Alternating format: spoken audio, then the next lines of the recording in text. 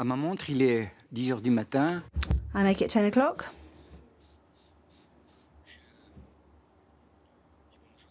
I would therefore like to say a very good morning to everybody. Ladies and gentlemen, I do hope you've had a very good weekend. Perhaps the Chinese delegation hasn't had quite such a good weekend, given all the answers that they had to prepare to the questions that we posed on Friday. So I would call to order then the 2655th meeting of the Committee on the Elimination of Racial Discrimination.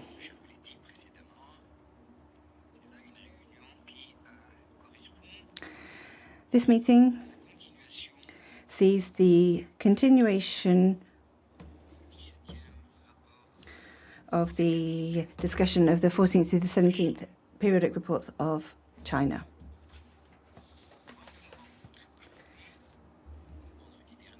On Friday last,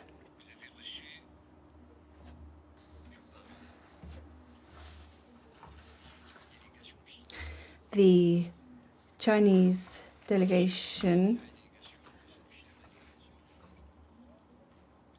the head of delegation, received a great number of questions from my colleagues on the committee.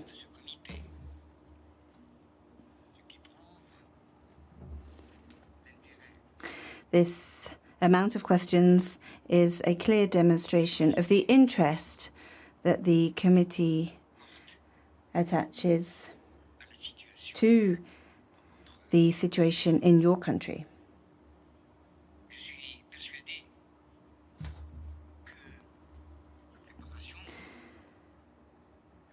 I am sure that in preparing your replies, as I said previously, that it took up a great deal of your weekend. And that is why, without further ado, I would like to give the floor to the delegation to reply to the questions that were asked on Friday. After having heard the replies from the delegation to the questions posed on Friday,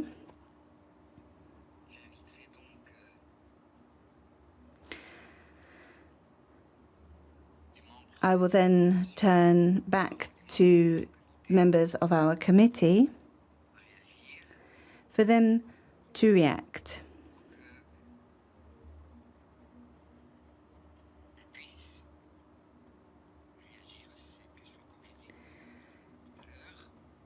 To the answers given.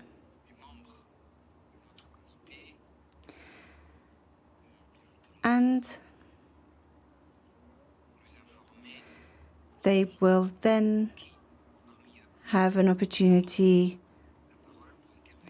to ask further questions as part of an interactive dialogue with the delegation.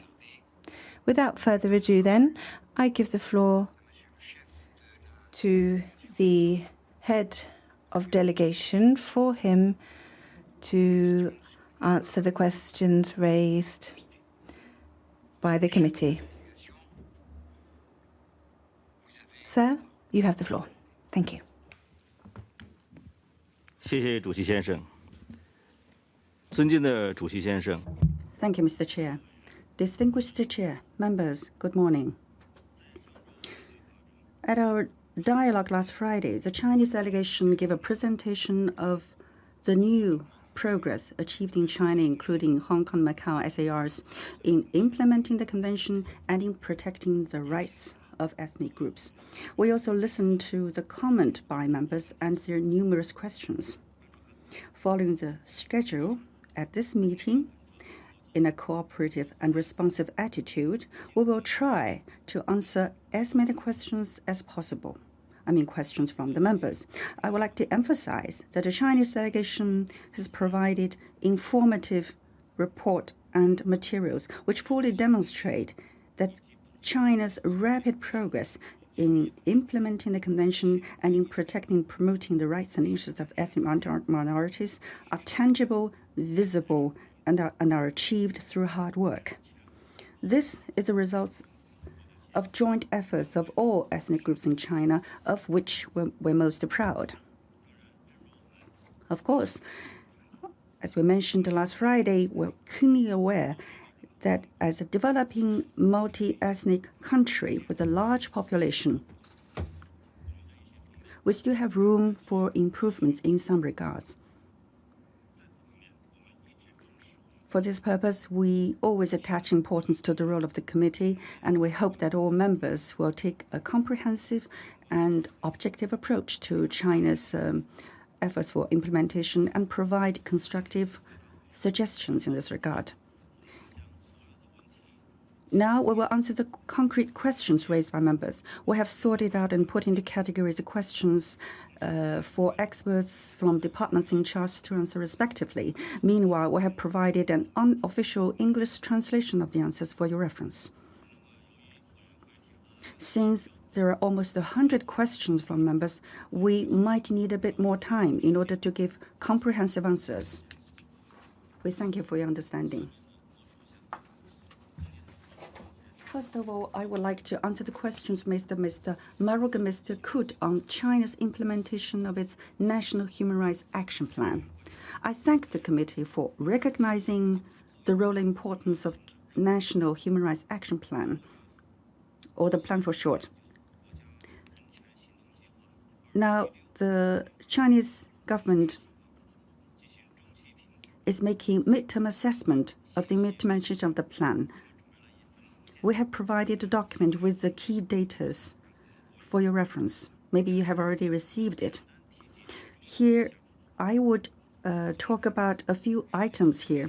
Generally speaking, good progress has been made in achieving the goals set concerning minority groups. The right to participation in political affairs has been guaranteed. All the 55 ethnic minority groups are represented in the MPC and CPPCC. Members of the ethnic minorities account for 14.7% of the deputies to the 13th MPC and 11% of the members of the 13th CPPCC, both higher than the 8.49%, the population share of ethnic minorities to the national total. The head of administration of the 155 ethnic autonomous localities, including prefectures, counties, and banners, are led by officials from ethnic minorities. Ethnic minorities and areas experience rapid economic social progress. In 2017, the 8 ethnic minority regions saw their investment in fixed assets amount to 8.873 trillion yuan, growing by 11.8%, 4.6 percentage points higher than the national average. Poor population in ethnic minority areas has dropped from 14.11 million in 2016 to 10.32 million in 2017. 21 out of the 28 poor counties that have successfully eradicated poverty in that year are located in the western ethnic minority areas. Education for ethnic minorities has developed rapidly. China has exempted rural students from all tuition and fees for compulsory education, providing students from difficult areas with help. And fee is exempted for 15 years of compulsory education. Ethnic minorities' right to use and develop their own languages has been effectively protected. In 2017, the central government's special allowances for ethnic education allocated 200 million yuan for training bilingual teachers in ethnic minority areas. The special funds for bilingual education for ethnic minorities invested 20 billion yuan to support the compilation and translation of bilingual teaching materials. The inheritance and protection of ethnic minorities' cultures have been enhanced constantly. 25 provinces, including autonomous regions and municipalities direct under the central government, have set up ancient groups compilation research organizations. So far, 14 ethnic minority projects have been put on the UNESCO Masterpieces of the Oral Intangible Heritage of Humanity. 479 ethnic minority works have been put on the Catalogue of National Intangible Cultural Heritage. In addition, we have also prepared a written material on the implementation of the 20th five-year plan for the economic development of the border areas for your reference.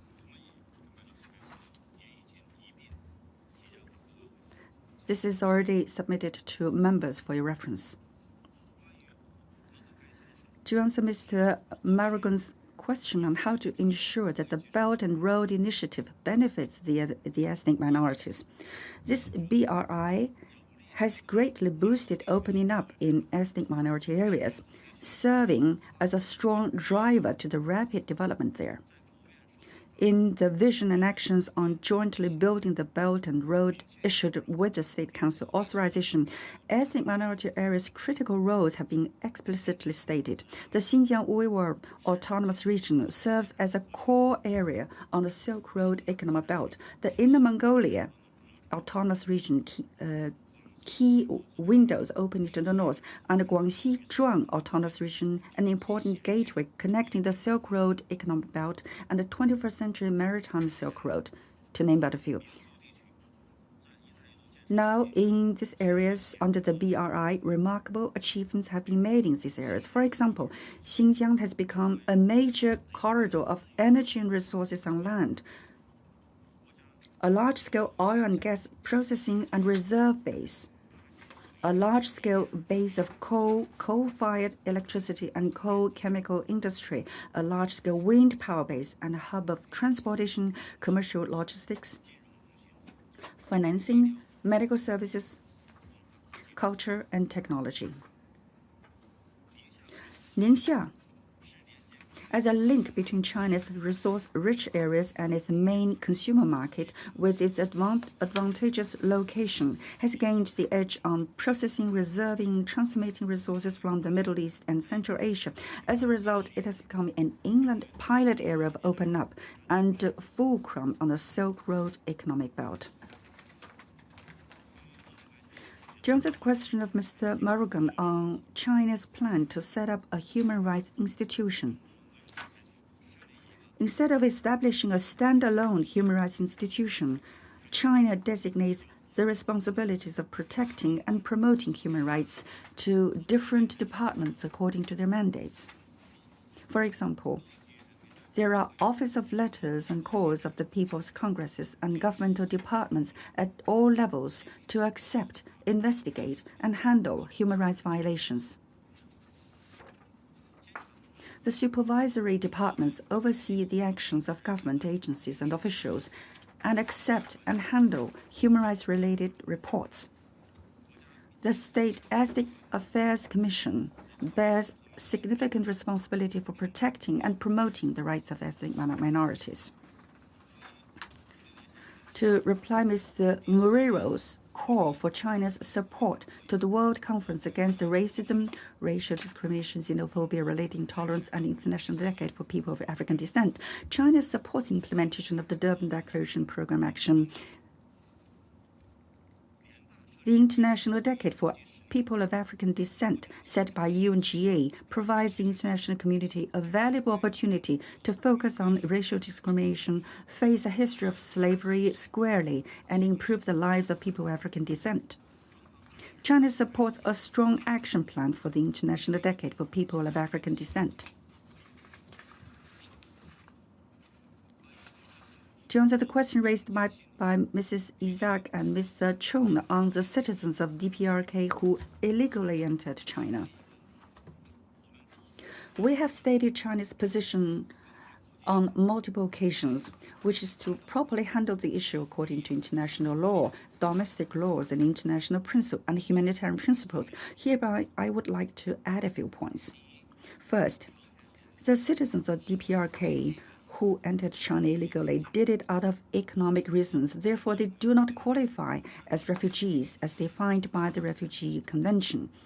Two, A great amount of humanitarian assistance has been offered by the Chinese people to the citizens of the DPRK who entered China, and a so-called serious exploitation or maltreatment does not exist. Third, the report of the Commission of Inquiry on Human Rights in the DPRK was mentioned on Friday, but the establishment of the Commission met with reservation from many states, including China in the first place.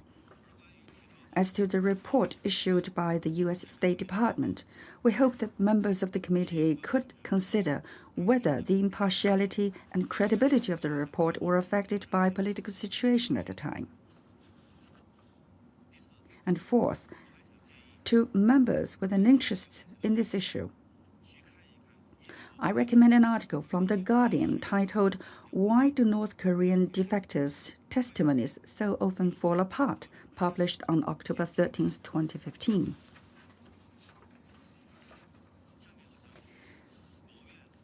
Now, I would like to ask the State Poverty Alleviation Department to answer questions.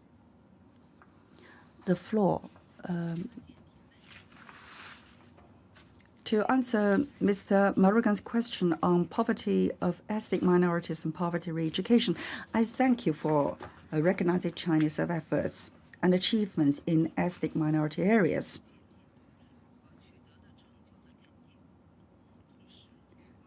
We're keenly aware of the arduous nature of poverty reduction in ethnic minority areas. Poverty-stricken areas are mainly located in the central and western regions of China due to historical reasons. But within the same region, poverty doesn't differentiate between different ethnic minorities. Together, the 12 provinces, regions, cities in western China where ethnic minorities concentrate have a population of 374 million, accounting for 27.06% of the total. But poor population there is 16.34 million, which is 53.64% of the total of the country. Poverty is mainly surveyed and registered by regions. Thus, the ethnicity disaggregated poverty headcount ratio is not available yet. Here, I would like to emphasize that the Chinese government has announced that it will see that no ethnic minority shall be left behind in enjoying the moderate prosperity in all respects. To this end, we have adopted extraordinary measures and policies to lift them out of poverty. The additional state funding policies and projects are mainly channeled to ethnic minority areas. For example, in 2018, 60% of the central government's additional funding is earmarked for the 3 regions and 3 prefectures to benefit the 3 million impoverished population, or 10% of the country's total. The 3 regions, Tibet, Southern Xinjiang, and district in 4 provinces that are mainly inhabited by Tibetans. 3 prefectures in Ningxia Prefecture, in Yunnan, etc. The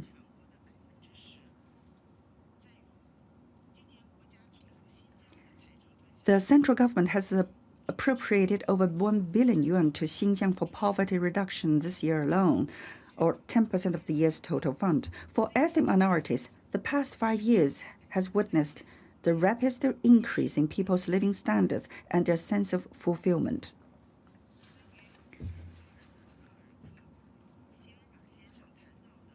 To answer Mr. Silva's question on relocation of impoverished population, to relocate poor people from inhospitable areas is a decision made out of 2 reasons. One, as industrialization and urbanization accelerate, rural areas are hollowing out with decreasing population, making infrastructure improvement and public service very costly.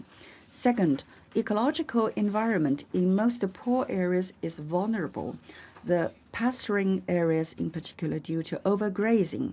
We relocate the poor people to the suburbs of small towns to ease the eco-environmental stress and let the natural ecosystem to recover and regenerate itself. The Chinese government has formulated a special plan for this decision during the 13th five-year plan period to define the targets, tasks, and supporting policies. An increase in Chinese financial resources enables us to give stronger support to poor population there. For each person living on the poverty line, the state offers 60,000 yuan of concessional loan. To help them better settle, we have built high-quality residence areas, improved infrastructure, and ensured good education and healthcare. We help them seek career development. We have been working to create jobs by supporting local industries. Besides their destinations, we also take into account the land restoration and ecological